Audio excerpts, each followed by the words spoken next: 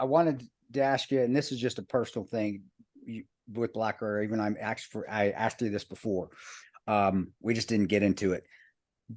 Do you think Erik got a raw deal there from the State Department when he was at Blackwater? I mean, they literally chased him off his own company where they made it, and you were there teaching at that time, or were things going? Did he surround himself with bad people?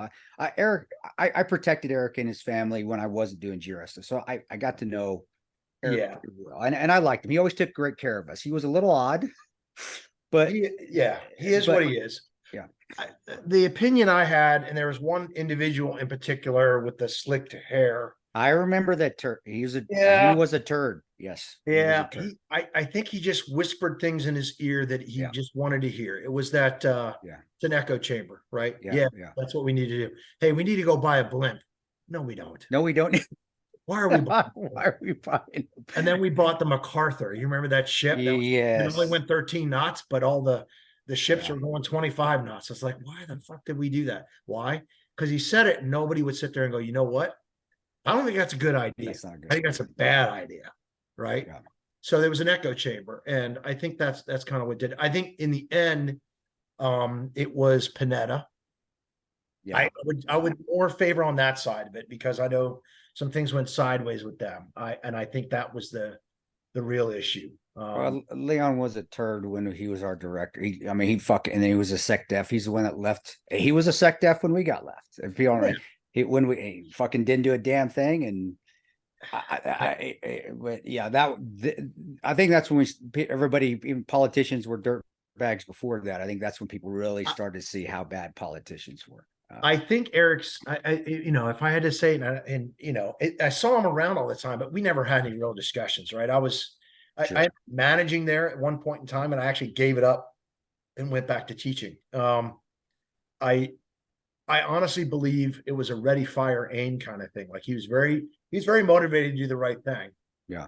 But before you do that, there are certain things you gotta protect yourself too at all times. It's like getting into a fight and going to attack all the time and having no defense. You're going to get hit.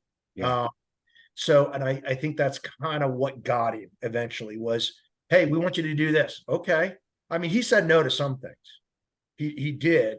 But there were some other things that, he's like, well, I got to get my guys the stuff. And then there's a procedure for that.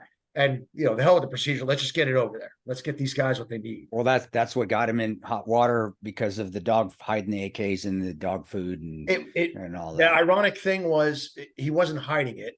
If you go back and you looked at it, because we talked about that. He was just getting it over there. It just made sense to pack it all together and get it over there in one shot. But that wasn't the proper procedure, right? I didn't. This is something that I don't think it was. He wasn't hiding it. It was. Right now, obviously, I work in IWI and we ship things from here to there. Yeah. So it makes sense from a logistical standpoint that if I've got X amount of pounds of this, I might as well just put it all on one pallet and get it over there. Okay. And I think it turned into he's hiding it in dog food. He didn't hide it in dog food. He didn't cut the bags open and stick the upper receiver. And that's what State Department tried to make it sound like. I got you. That's something, learning something new. Yeah, this is cool because I as an outsider, I've heard, I think anybody, when they hear either Blackwater or the name Erik Prince, it's like they either love the guy or it's total visceral reaction. But that particular story, I'm not familiar with.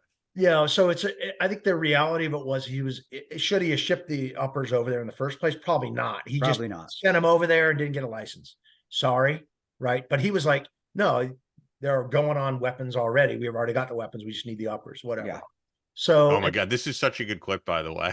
Yeah. No. I remember I was working GRS and the team house was right behind us when all that was going on. So and I remember all that. I don't think he was trying to hide anything. I think he was just shipping stuff over and it was all on one thing. And then it became, he's hiding, Where was he sending this to? This was Iraq? It was Kabul, Afghanistan. We had one thing with Blackwater is they would contract with CIA, State Department. So we'd work, but then we also had our own guys over there that worked directly for Blackwater, and you lived at the team house there, the Blackwater team house, and they would help get stuff into the country. Like if ammo came in or guns came in or food came in, and that was Blackwater's responsibility to get them to the particular agencies and their guys. It wasn't CIA's, it wasn't State Department. So it was part of the contract. It was part of the contract. So Blackwater even needed their own security team that was just Blackwater, lived autonomous from State Department,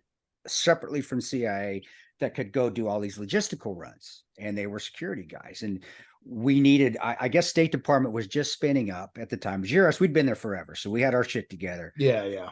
But State Department was just spinning up there in Afghanistan. Blackwater had just got the contract and they were short weapons. And Tom knows this. We were there. Remember in Iraq, we were handing weapons. We didn't have enough weapons. We were like trading weapons with DynCorp. Guys would come off a run. We'd take their guns because we didn't have enough. Well, Erik didn't want to go through that again. He's like, fuck that. My guys need their guns. We're there in Afghanistan. So, go ahead. State finally got us the guns. We ended up having our own stuff eventually, right? So it worked out. The DynCorp guys were complaining. But it was typical State Department. They fucking waited, and Erik was not going to do that. Erik, it's one thing I do. Erik did take care of his guys. He's my guys need those guns. Yeah. He always took care of his guys. And I honestly believe that the State Department, the ITAR rules back in 03, 04, I don't think were very well defined or explained. No, there were no, dude, that nothing was fucking well defined. Yeah. So maybe Tom brought an aim point with him and didn't know that he wasn't supposed to do that. And nobody said anything. And State Department guys would see me with an aim point on my weapon. This is an ITAR controlled item, by the way. And then finally, by the end of 04, 05 timeframe, they're like, oh, you can't have that. You can't ship that back. So for those that don't understand what Tom's speaking, the contractor language, State Department, there were specific rules that we could only carry certain optics on our guns. We could only use certain ammunition. We could only use certain weapon systems. We weren't allowed to carry grenades, or we were allowed to carry these type.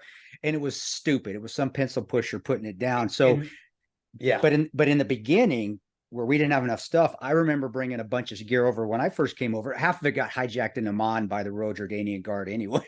They took against State, and they took half my shit. But towards the end of it, like in 06, when all this was going on, that's when State Department finally, after 2 years, had enough gear that they could say, okay, everybody's going to look the same. You're all going to have EOTechs. You're all going to have this. You're all going to have this. You can't have anything else separately. Because what we give you. Then what we give you, and a lot of it was substandard shit. So that's why guys like Tom and myself, I brought an aim point over myself. It's like, fuck you, dude. We didn't have EOTechs at that time. It was some shitty optic. It wasn't even an ACOG. It was terrible. It was ACOG TA-47. They finally got those in. Initially, it was iron sights. And it's like, fuck you. I'm not iron sighting here in this urban environment. I'm bringing my aim point. And I did. We're going out at night. I think I need something I can see a little bit better. Right. So this is bullshit. But I'll be honest with you, they would see us like the RSO. I know on a couple occasions had seen me with kit on and didn't say anything about my aim point. It was 04. We didn't have enough shit. He's like, whatever. Yeah. Nobody complained about it. And I think people took that latitude and they didn't know that it was a problem. I think a lot, honestly, were ignorant of the International Trade in Arms Regulations is what ITAR stands for. So they were not familiar with that, the rules. And I remember shipping it back. I couldn't ship it through the mail because they were like, if they see it, we're going to confiscate it. So I found FedEx and I'm like, well, you're not keeping my shit.